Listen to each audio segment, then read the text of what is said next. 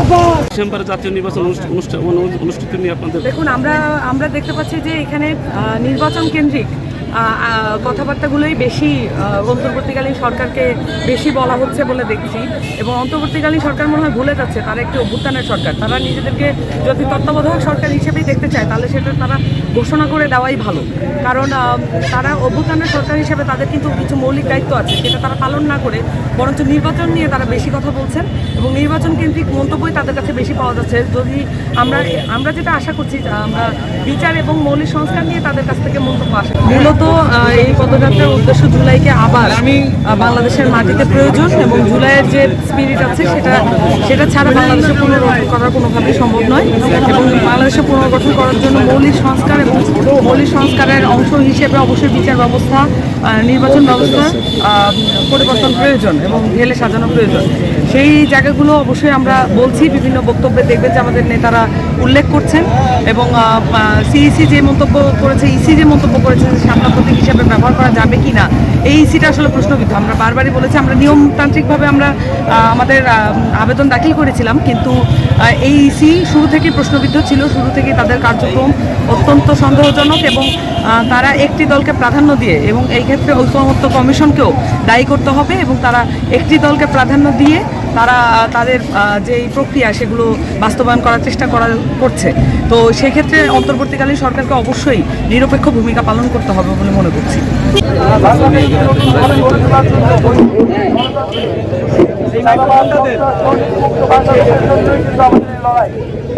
ফলে আমাদের এই লড়াই কিন্তু শেষ হয়নি।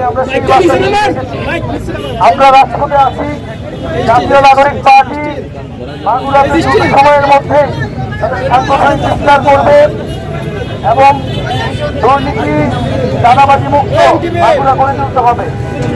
সেক্ষেত্রে আপনারা কাউকে ছাড় দেবেন না। দল মত নির্বিশেষে যাদের বিরুদ্ধে অভিযোগ আছে তাদের বিরুদ্ধে আমাদের সকলকে সরব হতে হবে।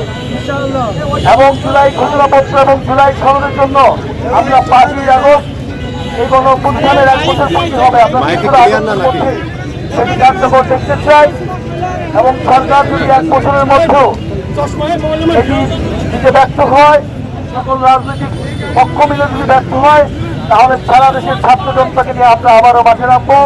3রা আগস্ট আমরা শহীদ মিনারে ঢাকায় থাকবো। আপনাদেরকে 3রা আগস্টের আহ্বান জানাচ্ছি এবং ইনশাল্লাহ আমরা আবারও মাগুরাতে আসবো। মাগুরাবাসী এলাকার যে সমস্যা, সেই সমস্যার সমাধানের জন্য জাতীয় নাগরিক পার্টির নেতৃত্ব আপনাদের সাথে সবসময় থাকবে। আমরা আজকে বিদায় নিচ্ছি, কিন্তু মাগুরাবাসীকে আমরা আন্তরিক ধন্যবাদ জানাচ্ছি যারা আজকের এই পদযাত্রায় অংশগ্রহণ করেছেন এবং বিচার সংস্কার এবং নতুন সংবিধানের দাবিতে যারা সরব হয়েছেন তাদেরকে ধন্যবাদ জানাচ্ছি। মাগুরার যারা জুলাই গণঅভ্যুত্থানে শহীদ রয়েছেন তাদেরকে স্মরণ করছি এবং আহত যোদ্ধারা রয়েছেন তাদেরকে গভীর শ্রদ্ধার সাথে স্মরণ করে আমরা আজকের এই পথসভা এখানে সমাপ্ত